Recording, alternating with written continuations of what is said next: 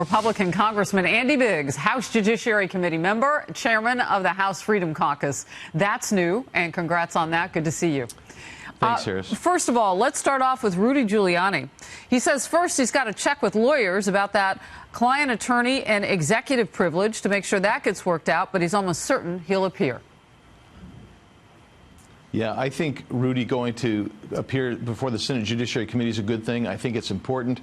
I think he's going to provide information that's going to counterbalance some of the stuff that's coming out constantly, drip by drip, contextually set up by the Democrats. And so I hope he does go and says what's on his mind, because I think he's got some facts that we're just not hearing. All right. That's on the Senate side, but I wanted to get your thoughts on it. You're also Judiciary on the other side of the chamber there. So the subpoena from Democrats today. Talk to me about what this means, and I do want to bring this up if we can. This is from Ambassador Sunland, those text messages with former U.S. Ambassador of Ukraine, Bill Taylor. Taylor says, as I said on the phone, I think it's crazy to withhold security assistance for help with a political campaign. Gordon Sunland says, Bill, I believe you are incorrect about President Trump's intentions. The president has been crystal clear, no quid pro quo of any time. Of any kind, rather. But the president, White House blocking Sunland from testifying. And you say what? Well, we really don't have an impeachment inquiry. We don't have even a House Oversight Committee acting like a House Oversight Committee. What you have is a chairman and his committee members rooting around, hoping to contextually set something up for an impeachment. And so I think the president's exactly right here. This thing is off the rails. There's no process. There's no procedure. The House rules, the House precedents, none of those are being followed. And they're doing it because they're hell-bent on trying to impeach this president, which doesn't make sense to me. I think the president knows that the ambassador would actually be helpful to him with his testimony. But interesting.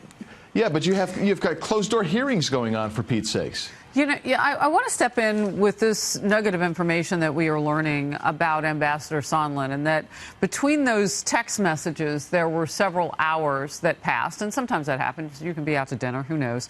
But in that time, we do know that Sunland actually talked with the president before he came back and said no quid pro quo of any kind. I know you say that he could probably help the president. Could he? Yeah, I think he could be helpful. And that's not problematic to you?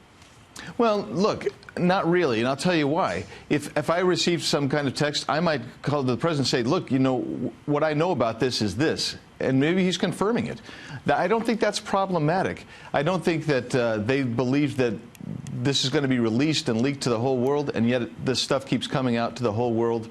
But I don't think it's problematic for him to say, look, that's not what the president was doing. And you know what? If this was an open-door hearing and it was a normal impeachment hearing, the president's counsel would be there. Republicans could subpoena witnesses, and you could maybe get to the bottom of all this and get to something that makes the American people understand what happened. But the way this is happening with the Democrats in charge is just absolutely, utterly so biased that...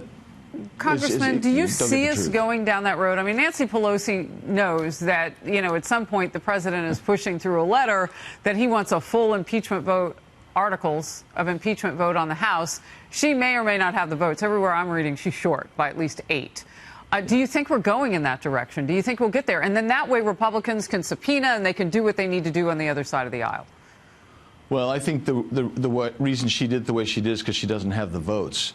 And her base and the people who control her in Congress, that faction within Congress that's really left, pushed her real hard on it.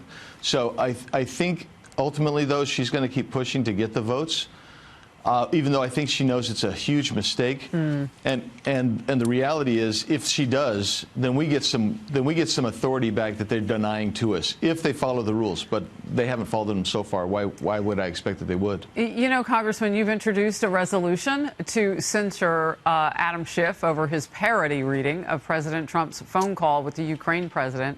That happened during a recent House hearing. What are you looking to do here? Well, I think we have to acknowledge that Mr. Schiff is completely off the rails. If this truly were an impeachment inquiry, Harris, you're not going to have a closed-door hearing. You're not going to prevent the Republicans from having access to counsel for the president. The way this is unfolded is absolutely an abuse of power and authority, and that's really what we're getting at. So when you stand up before the American people and you mislead them with that phony parody, and it indicates you don't take it seriously because it's a parody. That's meant to be comedic. Number two, it means you don't take it seriously because you are basically injecting and falsifying information and evidence. And that's the problem with Mr. Schiff. All right. Our viewers right now, and I don't know if you can see this, but we're scrolling the names of 83 Republicans who are co-sponsoring your bill to censure Schiff. You know, Americans will look at this, they hear things like censure and contempt of Congress, and nothing ever really seems to happen. What does that mean? What is the end game here? And does it affect the impeachment inquiry at all? Well, the end game would be that they need to get someone in charge of a real impeachment, Who would you rather see? Inquiry. You know what? None of the chairmen that are involved in this, whether it's Maxine Waters, Elijah Cummings, Elliott, or Adam Schiff, really, and Jerry Nadler has blown it as well.